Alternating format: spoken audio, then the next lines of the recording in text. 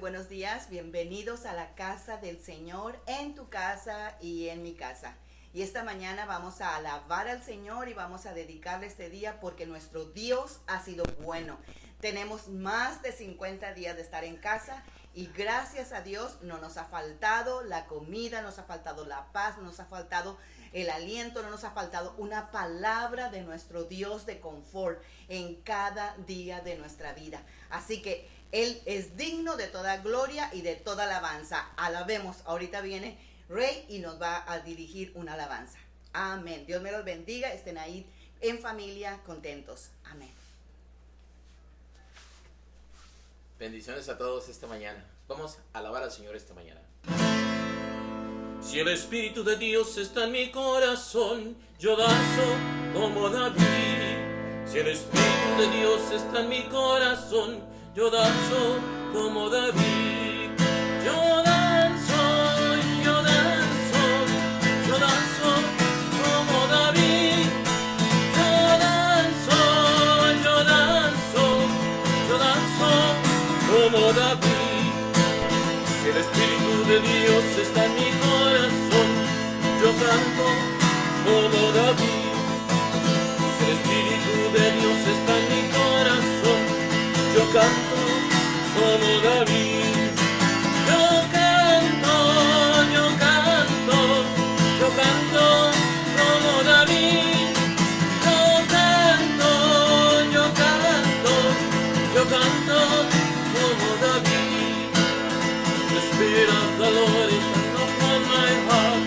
I dance like David danced. If the Spirit of the Lord is upon my heart, I will dance like David danced. I will dance, I will dance, dance like David danced. I will dance, dance, dance like David danced. Si el Espíritu de Dios está en mi corazón, yo danzo como David. Si el Espíritu de Dios está en mi corazón, yo danzo como David. Yo danzo, yo danzo, yo danzo como David. Yo danzo, yo danzo, yo danzo como David. Yo canto, yo canto, yo canto como David. Yo canto, yo canto, yo canto como David. Yo canto como David. Yo canto como David. Denle un fuerte aplauso al Señor esta mañana, porque el Señor se merece todo. Señor, te damos toda la gloria y honra esta mañana. Señor, gracias, Señor, porque podemos venir delante de tu presencia, Señor. Gracias, Señor.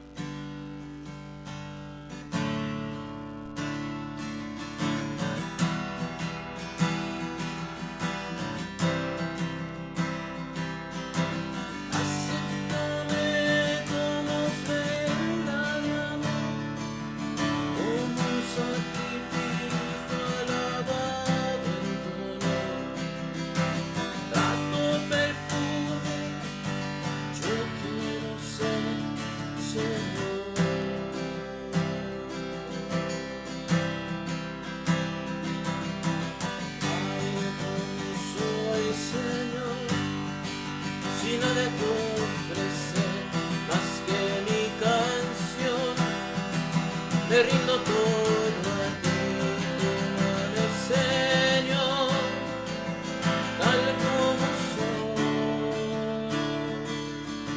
Sí, Señor,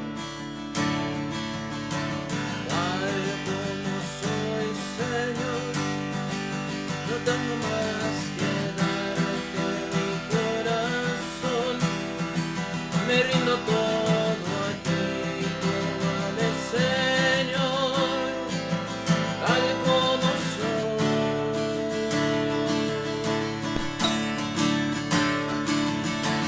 Acéptame como ofrenda de amor, como un sacrificio alabado en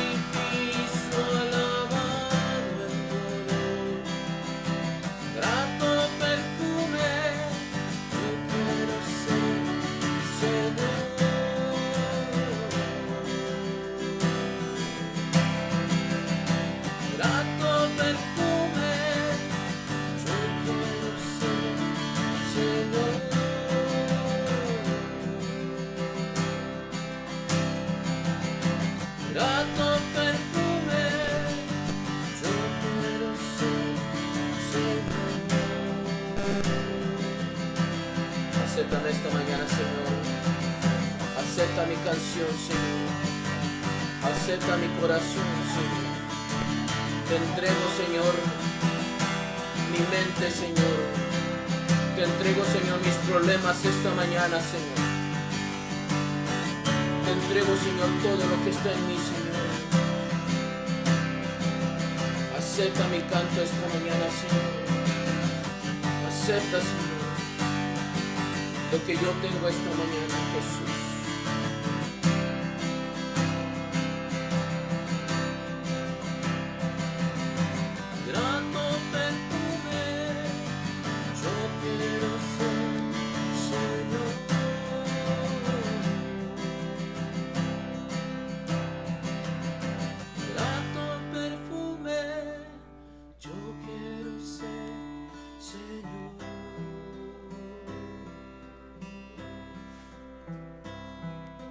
Grato perfume, yo quiero ser Jesús. Oh Jesús.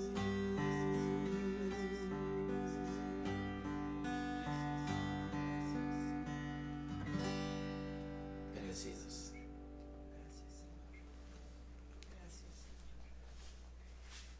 Gracias, Señor. Gracias, Señor. Gracias, Señor, porque tú nos aceptas como grato perfume, Señor. No por nosotros, sino por la vida de Cristo Jesús que está en nosotros. Tú nos has hecho aceptos en el amado. No es por mis obras, sino por la obra de Cristo Jesús que yo he sido acepta en el amado. Te damos gracias, Señor, por esa bendición, porque te podemos alabar, te podemos bendecir, Señor, porque Cristo Jesús nos ha dado el acceso al Padre. Gracias, oh Dios, gracias, Padre, en el nombre poderoso de Cristo Jesús. Gracias. Una iglesia en cada casa. Todo lo que el enemigo ha estado tratando de hacer, como callar y cerrar la boca de la iglesia, ahora hay más iglesias, hay más predicación del evangelio. Gloria sea al Señor. Así es nuestro Dios, pues Él saca la mayor bendición de las peores circunstancias. Por eso, si nosotros somos hijos de Dios y la vida nos sonríe y es dulce, pues démosle gracias a Dios y gocémonos. Pero si la vida no nos sonríe, como en este tiempo de coronavirus, como quiera, démosle gracias a Dios, crezcamos y maduremos.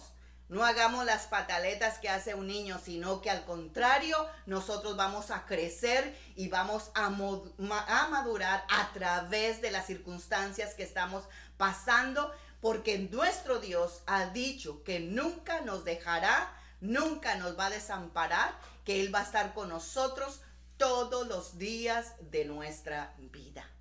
Así que no hay un corazón que Dios no repare. No hay una necesidad que nuestro Dios nos supla. No hay una herida que Dios no sane. No hay un enemigo que Dios no derrote. Y no hay montaña que Dios no mueva. No hay una relación que Dios no restaure. Y no hay persona que Dios no salve. Aleluya. Ese es nuestro Dios. Así que, Padre, te damos gracias porque tu palabra nos dice que nuevas son tus misericordias cada mañana. Y además, una de las cosas más maravillosas y sorprendentes que en la Biblia nos cuenta es que cuando Jesús estaba solamente a unas horas de ser crucificado, Él estaba preocupado por darle a los discípulos paz y esperanza a ellos que eran sus seguidores. Imaginémoslo por un momento, solamente por un poquito de tiempo. Jesús está a punto de ser torturado hasta morir con uno de los medios de torturas más horribles que hubiéramos conocido en la historia. Y si nosotros supiéramos que mañana moriríamos, y moriríamos atormentados sin saber por qué tanto tiempo. ¿Tú crees que vamos a estar pensando en la paz y la esperanza de nuestra familia y de todas las personas que nos rodean? Yo me supongo que estaríamos desesperados por encontrar nuestra propia paz y saber si tendríamos esperanza para después de la muerte. Ni siquiera nos acordaríamos, ni siquiera si es esposa del esposo, si es el esposo de la esposa, si es la madre de los hijos. Porque la angustia, la desesperación, todo eso es agotador y es preocupante. ¿Y qué te vas a estar acordando de la paz y de la esperanza de alguien más si tú mismo no la puedes lograr? A menos que tengas a Jesús en tu corazón, porque Jesús sí fue capaz de pensar en el futuro, en la esperanza que sus discípulos iban a tener y en la paz que ellos necesitaban en ese preciso momento, porque los estaba preparando para esa muerte, aunque no entendían, pero Él se aseguró de darles paz y darles esperanza. Así que si tú no tienes a Jesús, no vas a tener esperanza, no vas a tener paz. Pero ¿sabes qué? Esto es precisamente lo que Dios quiere darnos esta mañana. Paz y esperanza para ti y toda tu familia. Ya que la esperanza que tenemos en Cristo no es solamente para esta vida, es para la vida después de la muerte. Oremos. Padre, yo te doy gracias, Señor, porque nuestra fe y nuestra esperanza no está puesta solamente en los años que vamos a vivir en esta vida. Porque si fuera así, fuéramos los hombres más dignos de lástima, dice tu palabra. Pero no, Señor, nosotros sabemos que tú has dicho en tu palabra que tú ibas a ir a la casa de tu Padre y porque ahí había muchas moradas y que ibas a ir a preparar lugar para nosotros y que tú volverías. Y que si no fuera así, nunca nos lo hubieras prometido. Así que yo te doy gracias, Señor, porque todas las personas que oyen, Señor, este mensaje, Señor, porque no es de esfuerzos humanos, Señor, porque esos no logran nada. Y hoy vamos a oír tu palabra, que son las palabras, como dijo Jesús, que son espíritu y son vida para los que la oyen. Así que en el nombre de Jesús, hoy, Señor, yo declaro que saldrá vida a través de este mensaje. En el nombre de Jesús, paz y esperanza para cada uno de los que están escuchando. En el nombre de Jesús. Amén. Si algo Jesús nos dejó, fue paz y esperanza. Juan 16:27 dice, porque el Padre mismo nos ama. Y Él nos ama porque amamos a Jesús y hemos creído en Jesús, porque Él, sabemos que Él vino de parte de Dios. Jesús mismo dijo, yo salí del Padre y vine al mundo, ahora dejo al mundo para volver al Padre. Y los discípulos estaban creyendo esa palabra y estaban creyendo en Jesús. Y Él les dijo, no se angustien, ni se acobarden. Yo regresaré por ustedes. En la casa de mi Padre hay muchas viviendas.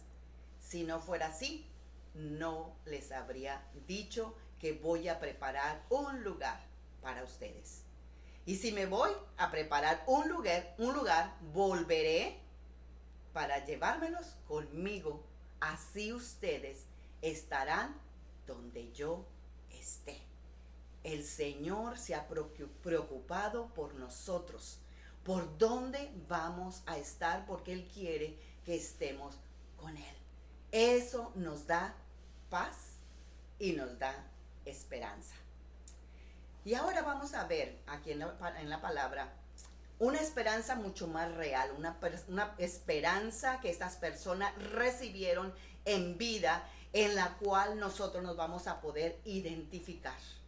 Porque si ellos tuvieron esperanza en las condiciones de vida que tuvieron y que estaban, nosotros podemos tener esperanza en esta época de cuarentena, en esta época de pandemia, en esta época de necesidad, en esta época donde está siendo difícil vivir esos tiempos, pero Dios nos está haciendo crecer y madurar durante esta situación.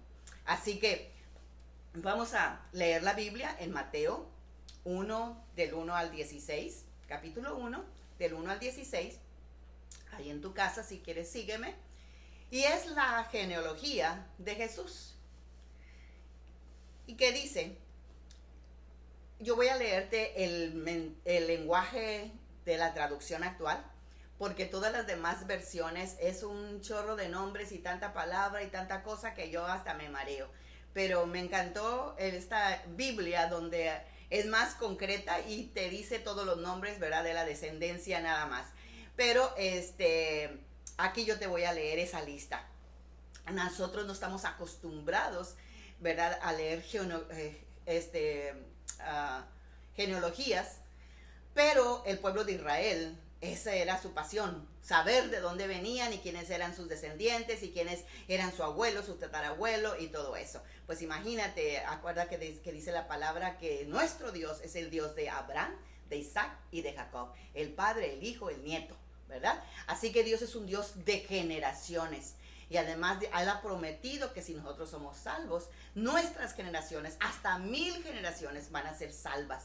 O sea que no solamente estamos ganando nuestra salvación, sino que estamos ganando la salvación entera de nuestra familia y de 1000 generaciones hacia adelante. Así que vale la pena los sacrificios, vale la pena el dolor, vale la pena todo lo que nos está costando estar en Cristo Jesús, crucificar la carne y dar fruto para Dios. Bueno, yo empiezo. Dice, Jesús era descendiente de David y de Abraham.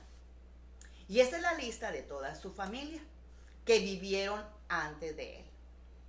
Versículo 2. Desde Abraham hasta David fueron Abraham, Isaac, Jacob, Judá y sus hermanos, Fares y Sere. Su madre fue Tamar. Después es Esrón, Arán, Aminadab, Naasón, Salomón y luego Boz. Y la madre de Boz fue Rahab. Y luego sigue Obed, que su madre fue Ruth. Luego sigue Isaí, y de Isaí el rey David. ¿Te das cuenta? Ruth es la abuela o bisabuela. A ver, es la bisabuela del rey David. Desde David hasta el tiempo en que los judíos fueron llevados prisioneros a Babilonia, sus antepasados fueron David, Salomón, que Salomón, el hijo de David, que fue hijo de Betsabé, que había sido la esposa de Urías.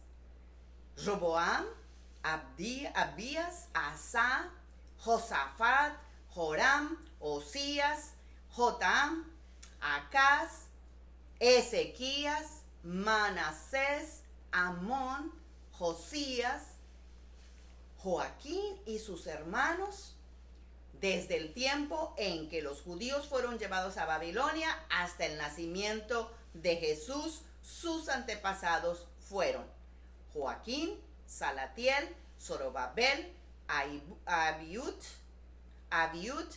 Eliakim, Azor, Sadoc, Akim, Eliud, Eleazar, Matán, Jacob y José, el esposo de María, la madre de Jesús, conocido como el Mesías. Te estoy leyendo todos estos nombres porque cada uno de los nombres en la Biblia, lo que es la Reina Valera y todas las demás Biblias, dicen Abraham, el padre de Isaac, Isaac, el padre de Jacob, Jacob, el padre de Judá, y así se va. Pero yo lo que quería verte que tú notaras es que en esta genealogía donde en aquel tiempo ninguna mujer tenía ni voto, ni herencia, ni nada, Dios, Jesucristo, permitió que hubiera 4 mujeres aquí en su genealogía, diciendo, yo soy parte de esta familia, yo soy parte de Tamar, ¿verdad? Y ahorita vamos a ver la historia de ella. Yo soy parte de Rahab, que casi todo mundo conocemos, ¿verdad? Que ella fue la que escondió a los espías que Josué mandó a descubrir, a inspeccionar la tierra. Después fue a Ruth, aquella maomita que siguió a su suegra, y a Betsabé, que fue la esposa de Urías, uno de los generales de David. Así que fueron 4 mujeres que están aquí y sus vidas no fueron tan normales como nosotros nos imaginamos, pero por eso yo quiero que veamos esa historia, porque nos va a dar paz y nos va a dar esperanza de saber que si Dios no se avergonzó de ellos, de tenerlas en su genealogía, pues tampoco se va a avergonzar de ti ni de mí. Así que los israelitas acostumbraban siempre a leer genealogías, porque era la manera de cómo se estaba transmitiendo la herencia. Entonces, en aquel tiempo, pues no había electricidad, ¿verdad? Por lo tanto, pues no había televisión, no había Facebook, no había Netflix, no había iPads, no había teléfono celular, no había nada de eso. O sea que en aquel tiempo era pasar alrededor de una fogata toda la familia, y dice la palabra, porque Dios les dijo que estas palabras que yo te he enseñado hoy, no se te olviden de pasarlas a tus hijos y a los hijos de tus hijos. Escríbelas en la pared, escríbelas en la puerta. Dice, cuando te levantes, cuando te acuestes, cuando salgas, en todo momento. Entonces, ellos como familia se reunían. Ahora, en este tiempo de cuarentena, estamos en familia. Es el tiempo de hablar de la palabra de Dios. Es el tiempo de compartirle a nuestros hijos de lo que es la palabra de Dios. Así que porque esa es la única manera que nosotros podemos transmitir a nuestro Dios, transmitir la historia, transmitir los milagros, transmitir todo lo que Dios ha hecho por cada uno de nosotros, para que ellos conozcan el Dios poderoso que nosotros tenemos. Así que esa era la historia de Israel, ¿verdad? Que se ponían alrededor de una fogata y platicaban sobre sus antepasados y sus hechos, ¿verdad? Porque de esa manera la historia era conocida. Y conocían los nombres y hechos de sus antepasados. Y ellos decían, yo soy alguien, porque mi padre es fulano de tal. Imagínate Isaac, lo orgulloso que estaba de que su padre era Abraham. Jacob, de que su padre era Isaac. Entonces ellos tenían identidad a través de cada uno de los nombres de sus antepasados. Y en la vida de Jesús era una cultura verbal, era oral. Así que la genealogía era una manera de saber el estado legal, el estado financiero, el estado de derechos y los derechos legales. Por ejemplo, en aquellos tiempos, si alguien quería ser un sacerdote, tenía que traer quiénes eran sus descendientes o sus antepasados, para ver si sus descendientes venían de la línea de Abraham y la tribu de Leví, porque si no venían de la tribu de Leví, no podían ser sacerdotes. Es por eso que la genealogía en el pueblo de Israel era muy importante. Así que Mateo, ¿verdad?, el discípulo de Jesús, que era un contador, ¿verdad?, era un hombre que le gustaba anotar, que le gustaba llevar todo en orden, pues fue el que se dedicó a poner la genealogía en el libro de Mateo. Así que así empezó la historia de Jesús con su genealogía, para establecer la identidad del Mesías, y que sus antepasados venían de la línea verdadera y era totalmente confiable, que él era el Mesías, descendiente de Abraham, de Isaac, de Jacob, de David, ¿verdad? Y en aquellos tiempos, como les dije, las mujeres no tenían derechos legales, pues ellas no establecían la línea de sangre. Era por eso que solamente se ponían a los varones. Pero aquí en Mateo hay algunos nombres de mujeres, que yo sé que ya se los hice notar, donde no deberían estar. ¿Y qué clase de mujeres también? Pero ahí están. Abraham fue el papá de Isaac, Isaac fue el papá de Judá, Jacob fue el papá de Judá y de sus hermanos. Y Judá fue el papá de Fares y Sara, y la mamá de ellos fue Tamar, la esposa de Judá. La historia de Tamar está en el libro de Génesis 38, que es bastante larga la historia y voy a tratar de simplificártela. Y dice que Judá, leímos en la genealogía que Judá es el papá de Fares y Zeres, y que el papá de Fares, la mamá de Fares y Zeres es Tamar. Así que Judá dice que se apartó de sus hermanos después de haber vendido a José. ¿Están viendo la referencia? Judá era hermano de José. Y vivió en Adulán. Y ahí Judá se casó con una cananea, no con una judía. Tuvo un hijo y le puso por nombre Er. Y Judá le buscó una esposa y lo casó con Tamar. Pero a Dios no le gustaba la mala conducta de Er, así que Dios le quitó la vida. Entonces Judá le dijo a Anán: cásate con la viuda de tu hermano y cumple con tu deber de cuñado. Esa era una ley en los israelitas, de que si el hermano no dejaba descendencia, ven qué importante es la descendencia en el tiempo, en los judíos. Entonces se casaba con el hermano para dejar descendencia, dejar ese nombre, que ese nombre ese apellido no se perdiera. Entonces el hermano pues no le quería dar hijos a su hermano, por supuesto, porque no iban a ser de él, iban a ser del hermano. Así que Onán sabía que cada vez que él estuviera con Tamar, pues los hijos que tuvieran no iban a ser considerados suyos, sino de su hermano. Así que él procuraba no dejarla nunca embarazada, para no darle hijos a su hermano. Así Dios lo vio y no le gustó tampoco la mala actitud de Anán, así que también le quitó la vida. Judá le dijo a Tamar: quédate soltera, quédate viuda hasta que mi hijo pequeñito crezca y yo te lo voy a dar en matrimonio. Pero pasó el tiempo y murió la esposa de Judá. Y Judá se fue a un pueblo donde estaban los pastores cortándole la lana a sus ovejas, y se fue con su amigo Hirá. Y alguien fue a contarle a Tamar que por ahí iba su suegro, iba en camino a una ciudad para recoger la lana de sus ovejas. Entonces ella se quitó su ropa de luto, se tapó con un velo y fue a sentarse a la entrada de Naín, junto al camino que llevaba a Timnat, donde su suegro iba. Y Tamar se había dado cuenta de que ya el hijo de Judá había crecido y no se lo había dado. Así que ella, ¿verdad?, se puso ahí, en esa encrucijada. Pues Judá nunca le quiso dar el hijo porque tenía miedo que Dios también le quitara la vida y él se quedara sin su tercer hijo. Así que cuando Judá vio a esa mujer con la cara cubierta, no se imaginó nunca que fuera su nuera. Más bien pensó que era una prostituta. Y oye, le pregunta a él: ¿me dejarías estar contigo? Ella contestó: suponiendo que te deje, ¿qué me darás a cambio? Te mandaré uno de mis cabritos, respondió Judá.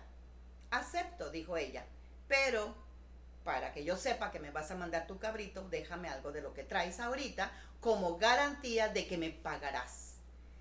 ¿Y qué quieres que te deje?, le dice Judá. Pues déjame tu sello con todo y cordón y la vara que llevas en la mano, respondió ella. Judá aceptó sus condiciones y ella quedó embarazada. Pasa el tiempo y es algo que tú no puedes ocultar, ¿verdad? Entonces Judá manda a su amigo Hirá, el que fue con él, y le dijo: vete a la ciudad donde estábamos y te acuerdas que aquella mujer que yo vi, pues llévale el cabrito que yo le dije que le iba a pagar, y recoge lo que yo le había dejado a ella. Su amigo fue a esa ciudad y empezó a buscar y nunca encontró a ninguna mujer que podría ser una prostituta.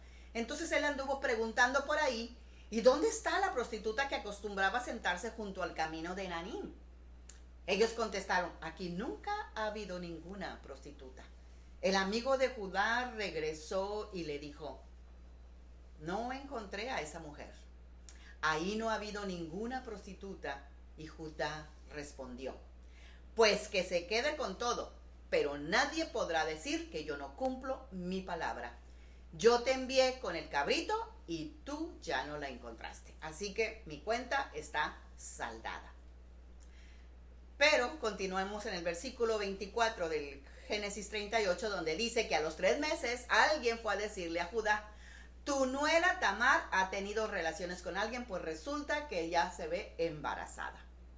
Entonces, fíjense lo que dice Judá: échenla fuera y quémenla viva, porque ese era el castigo de cualquier mujer que se podía embarazar de una persona que no era su esposo. Échenla fuera y quémenla viva. Cuando la estaban sacando, Tamar mandó a decirle a su suegro, el dueño de todo lo que ella había agarrado, y le dijo: de quien es el dueño de estas cosas que yo tengo, es la persona que me dejó embarazada. Fíjate bien, tal vez tú sepas quién es el dueño. ¿Y tú crees que Judá no supo quién era el dueño? En cuanto Judá reconoció su sello y la vara, él dijo: el culpable soy yo y no ella, pues quise darle a mi hijo Sela como esposo, pero no se lo di. Y esta Tamar, cananea, pagana, que cometió prostitución engañando al suegro, está en la genealogía de Jesús. Judá dijo: ella es más justa que yo, porque yo no le di a mi hijo. ¿Sabes qué? ¿Tú te podrías imaginar que estuviera una persona así en la genealogía de tu vida? Pues yo creo que a nadie nos gustaría. Pero gracias a nuestro Dios, gracias a Jesús, que Él no hace acepción de personas. Si tú crees que tu familia tiene problemas, si tú crees que tu familia es disfuncional, te acabo de dar una familia disfuncional. Así que el verso 5 de la genealogía de Jesús dice que Salomón, el padre de Booz, cuya madre fue Rahab, la otra mujer que está en la genealogía de Jesús. Rahab era otra gentil, otra pagana, otra mujer pecadora, una mujer que no conocía al Dios, no era judía. Y Rahab no se disfrazó de prostituta como Tamar. Ella sí era una prostituta. De eso es lo que ella vivía. Porque en aquellos tiempos, las mujeres cuando no estaban casadas, no tenían ningún derecho y ni tenían una manera de cómo proveerse para sí mismas. Así que solo había 3 opciones: o te casas, o se morían de hambre, o pedían dinero, o trabajaban como prostitución. Las mujeres no tenían derechos, no tenían voz, eran propiedad del hombre. Tenían hijos, hacían el trabajo de casa, servían al hombre, y esa era su vida. Así que aquí nos encontramos a Rahab, una prostituta de profesión. Y Josué 2, del 1 al 24, está la historia de aquellos secretamente espías diciéndole que Josué envió y les dijo: id y recorrer la tierra y vayan a Jericó. Dice la palabra que Jericó estaba cerrada, bien cerrada. O sea, tú no puedes cerrar y bien cerrar una puerta a menos de que tú tengas miedo o tengas temor de que alguien fuera a entrar.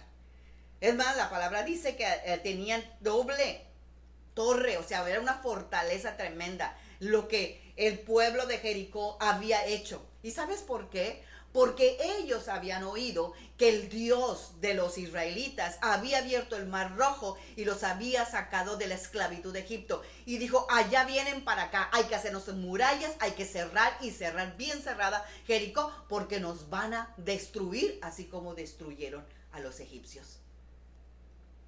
Ellos llegaron a una casa de una mujer prostituta que se llamaba Rahab y pasaron la noche ahí. Rahab estaba arriesgando su vida para salvar a estos espías, porque ya los habían visto, ya se habían dado cuenta en la ciudad que habían penetrado esas puertas. Así que ella tenía su corazón tan abierto porque había oído del Dios de estos espías. y le dice a los espías, sé que Jehová os ha dado esta tierra.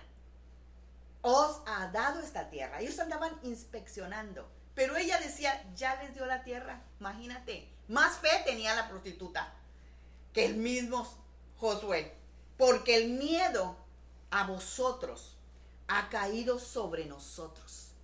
Todos los habitantes de esta tierra se han desmoralizado a causa de vosotros, porque hemos oído que Jehová hizo que las aguas del Mar Rojo se secaran delante de vosotros cuando salisteis de Egipto, y lo que habéis hecho a los 2 reyes amorreos al otro lado del Jordán, a Sejón y a Og, a los cuales habéis destruido por completo.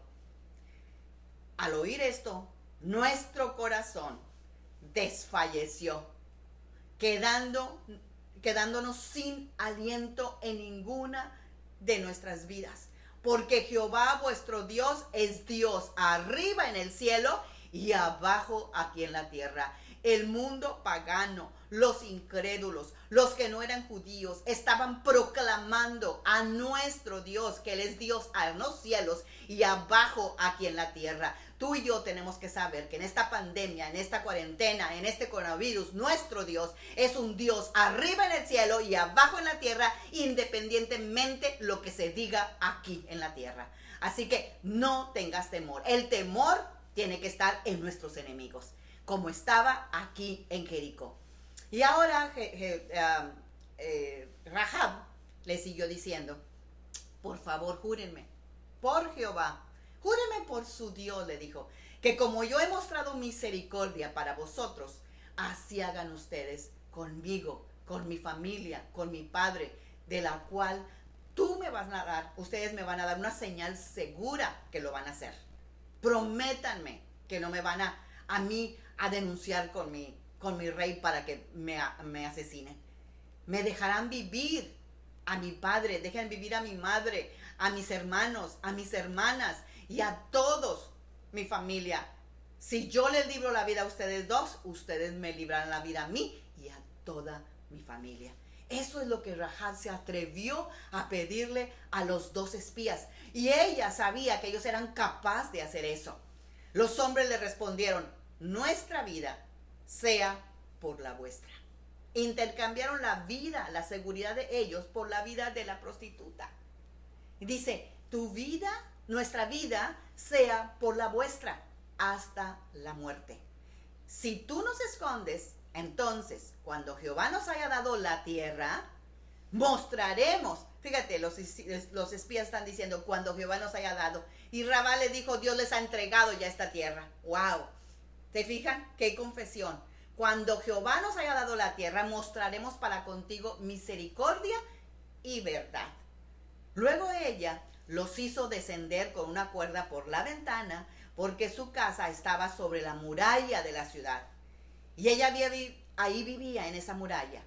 Y les dijo, vayan hacia aquella región montañosa, escóndanse ahí 3 días, hasta que hayan regresado los que los salieron a perseguir. Después, seguid vuestro camino. Y los hombres, los 2 espías, le dijeron, nosotros quedaremos libres de este juramento que te acabamos de hacer, a menos que cuando entremos en la tierra, tú ates un cordón rojo. ¡Qué casualidad! Rojo, la sangre de Cristo. Dice, tú vas a atar un cordón rojo a la ventana por la cual nos has descolgado y reunirás en tu casa a tu padre, a tu madre, a tus hermanos y a toda la familia de tu padre. Cualquiera que salga fuera de las puertas de tu casa, su sangre caerá sobre su propia cabeza y nosotros quedaremos libres. ¿Qué es lo que está diciendo? Métete a tu casa. Si estás adentro de tu casa, estarás a salvo. Nosotros estamos aquí dentro de la casa. Tú estás viendo el servicio en tu casa. Ahí en tu casa hay provisión, en tu casa hay unción, en tu casa hay palabra, en tu casa hay todo lo que tú necesitas. ¿verdad? Porque dice, reúnelos en tu casa, a tu padre, a tus hermanos, a tu familia, cualquiera, y cualquiera que salga afuera, ya nosotros no somos responsables. Así que la obediencia trae bendición, estemos en casa. Y dice la palabra que así lo hizo Rahab, y fue libre y salva, ella y toda su familia, que nos dice Hechos, ¿verdad? Capítulo, creo que es 16, donde dice, sé salvo tú y toda tu familia, cuando Dios le abrió las cárceles a Pablo y Silas, y ellos le predicaron al carcelero, y dice que toda la familia del carcelero fue salva. El carcelero se quedó asustado porque esas puertas se abrieron, y ahí pensó, se me fueron todos todos los cautivos que estaban aquí, y ahora a mí me van a matar porque pues no sé ni cómo se abrió la puerta de las cárceles. Y le dice, hey Pablo, no te preocupes, aquí estamos, no nos hemos ido ninguno. Y él cayó rendido sobre el poder de Dios y dijo, ¿qué haré para ser salvo? Cuando tú estás viendo la manifestación tan tremenda de Dios, la gente tiene que caer rendida por el temor de Dios y decir, ¿qué necesitamos hacer salvo? Yo espero que esta pandemia, yo espero que esta cuarentena traiga ese temor de Dios sobre el mundo entero, para que todos clamen al Dios vivo que tú y yo conocemos. Rahab fue otra mujer no judía. Ella fue una prostituta. Y si nosotros seguimos en el mismo verso 5, dice que Booz fue el padre de Obed, cuya madre fue Ruth. Rahab, la prostituta, se casó con uno de los espías, de los cuales dieron a luz a Booz, y fue el padre de Obed, cuya madre fue Ruth. ¡Wow! Ruth, otra mujer, nuera de una mujer hebrea. Ella sí era judía, su suegra. Vivían con su esposo, pero como vivían en Belén, y se acabó el pan, se vino la sequía, y ellos se fueron a Moab a encontrar pan, a encontrar provisión.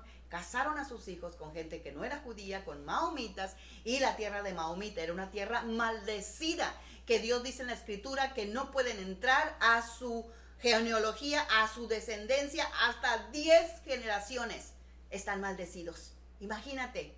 Pero Ruth, una mujer pagana de esa tierra maomita, que fue leal a su suegra judía, como diríamos en este tiempo, una no cristiana más fiel que una cristiana.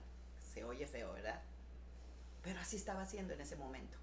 Ella era maomita, un pueblo que eran de la descendencia del incesto de Lot, imagínate, con su hija. Y ellas no debían entrar a la congregación hasta 10 generaciones.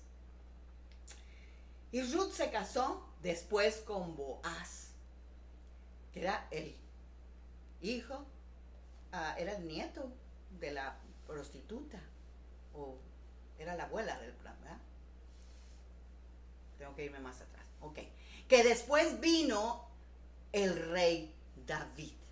De ahí vino a Boaz, que dio de la descendencia a Boaz, y de Boaz vino Isaí, y de Isaí vino David. Así que en la genealogía de Jesús hay sangre maomita y hay sangre de la judía, de Tamar, ¿verdad? Que era maomita. Entonces, y nosotros podemos ver que en el verso 6, la genealogía también dice que Salomón, el hijo de David, fue hijo de la viuda de Urías. Era Betsabé. Y nosotros sabemos en la historia que Betsabé era la esposa de Urías, el hombre que se fue a la guerra, y que David, ¿verdad?, que le gustó, y pues estuvo con ella, y pues tuvieron después al hijo Salomón. La mamá de Salomón era gentil también, no era judía. Salomón no era hebreo puro. David, el que cometió adulterio con Betsabé, y luego mató al esposo de Betsabé para quedarse con ella y el hijo. Mateo, el escritor de la genealogía, está sacando todos los trapitos al sol de todas estas personas. Porque no dijo David, el que mató al gigante. No dijo David, el que era conforme al corazón de Dios. David, el que escribió casi todos los salmos. No, él dijo David, el que mató al esposo, a Urías para quedarse con Betsabé. Dios nos deja ver todos estos pecados de su pueblo para darnos esperanza y para darnos paz de que podemos salvarnos también nosotros. Dice la palabra que no hay un solo debajo de la tierra que no esté libre de pecado. Así que no nos asustemos de esta historia. Tal vez nosotros conocemos una historia similar, ¿verdad? Y yo les voy a contar la historia de un hombre que estaba tan sorprendido, confundido, estaba todo anonadado, porque cuando él entró al cielo, se quedó atónito. Y no crean que estaba sorprendido y atónito por la belleza de lo que había ahí, el mar de cristal, las columnas de perlas, de zafiros, las flores de unos colores impresionantes. No era de eso que él estaba sorprendido ni estaba atónito, ¿verdad? Él estaba atónito y asombrado de la gente que él encontró en el cielo, que le hizo darle la vuelta a la cabeza y deslumbrarse. Estaban ladrones, mentirosos, pecadores que él había conocido aquí en la tierra. Estaban los alcohólicos, estaban la basura de su mundo. Y además estaba hasta un chico que le robó 2 veces su lonche cuando estaba en la escuela, en 7º grado. Y junto a ese muchachito que le había robado su lonche, que él sabía que había robado, ¿verdad? Estaba su vecino, que era maldiciente, era malo, nunca salía nada agradable de él. Y este hombre se preguntaba, ¿qué hace toda esta gente aquí? Yo siempre pensé que mi vecino, que era tan malo, era tan odioso, era tan repugnante, no salía una buena palabra de él, se estaba pudriendo en el infierno. Pues no fue así.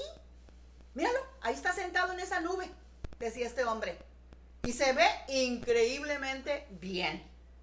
Este hombre va y le pregunta a Jesús y le dice, oye Jesús, me encantaría saber qué es esto. ¿Cómo es posible que todos estos pecadores llegaron aquí? Dios debe haber cometido un horror. ¿Y por qué están todos tan asombrados y tan serios también? No entiendo, Jesús. Y Jesús le dice, shh, hombre, todos estos también están en shock como tú lo estás. Porque nadie se imaginó que volverían a verte, y mucho menos en el cielo. ¡Wow! Él se creía muy justo, él se creía libre de pecado, y sin embargo también la gente que estaba en el cielo, que lo estaba viendo ahí, también estaba tan sorprendido, también estaban tan atónitos de verlo a él en el cielo. Nuestro Dios es un Dios restaurador. Nuestro Dios es un Dios que no hace excepción de personas. Nuestro Dios es un Dios que nos da paz y nos da esperanza. Porque si ellos la hicieron en el cielo, y todas estas mujeres que te conté la historia de ellas, que no eran nada buenas, también están no solamente en el cielo, sino que están en la genealogía de Jesús, tú y yo también podemos estar ahí, y nuestra familia también lo estará. Esto sí que nos da paz y nos da esperanza. Cualquiera puede entrar a la familia de Dios. En el reino de Jesús va a haber prostitutas, ladrones, asesinos, pecadores. Jesús quiere a todos, porque Él es un Dios que dice la palabra que si tú vienes a Él y si tú te arrepientes, Él te da una nueva naturaleza, Él te hace una nueva criatura, y todas las cosas viejas pasan y aquí todas vienen a ser nuevas en tu vida. Así que en el cielo hay mahomitas, Hay hetitas, hay mexicanos, hay guatemaltecos, hay salvadoreños, hay africanos, hay americanos, hay blancos, hay negros, hay hispanos, hay demócratas, hay republicanos, hay priistas o panistas, etc. Jesús es amigo de pecadores. Y todos aquellos que se arrepienten, Jesús los recibe como su familia. Acuérdense que yo les leí, en la casa de mi Padre muchas moradas hay. Yo voy a preparar lugar para ustedes. Él espera que nosotros seamos como Él, que no hagamos acepción de personas. Dios solo tiene una familia y es el cuerpo de Cristo. Jesús no hace acepción de personas. Si tú crees que has pecado mucho, hoy tú tienes una fe y una esperanza de que no importa, Jesús te recibe en su familia. El discípulo Pedro, que anduvo con Jesús 3 años, lo negó 3 veces. Además, era tan racista que Pablo lo reprendió también 3 veces. El apóstol Pablo, que antes se llamaba Saulo, perseguía y mandaba matar a los cristianos. Y él dijo un día, yo nunca he matado a nadie. ¿Por qué? Porque él se arrepintió, aceptó a Jesús y él cambió su vida. Además, ya oímos que a quien tiene a Jesús en la genealogía, a Tamar, que se hizo pasar como prostituta. O sea, Jesús lo dejó plasmado ahí, porque él dijo, yo no me avergüenzo de venir de Tamar, de Rahab, de Ruth, ni de Betsabé. De tierras maldecidas, de tierras donde no eran para poderse casar con judíos. Pero si ellas y todos los que acabamos de nombrar la hicieron al cielo, y Jesús no se avergüenza de llamarlos de su familia, no importa de qué familia tan disfuncional tú vengas o yo venga. No importa de qué país eres, porque para Jesús no hay judío, no hay gentil. Somos uno en Cristo. Y esta es la clase de iglesia que Jesús vino a crear. ¿Qué tipo de iglesia estamos tú y yo construyendo? ¿Es la iglesia de Jesucristo? ¿Cómo está nuestro corazón para la gente que está perdida? ¿Cómo estamos atrayendo a los pecadores? ¿Cómo estamos acogiendo a la gente que está lejos de nosotros? Jesús es la esperanza del mundo y para Él no hay gente sin esperanza. Ustedes saben que en el Viejo Testamento, si tú pecabas, tenías que morir. Y como lo vimos en la genealogía, como a Dios no le gustaba el comportamiento de los hijos de Judá, ¿qué hizo? Les quitó la vida. La paga del pecado es muerte.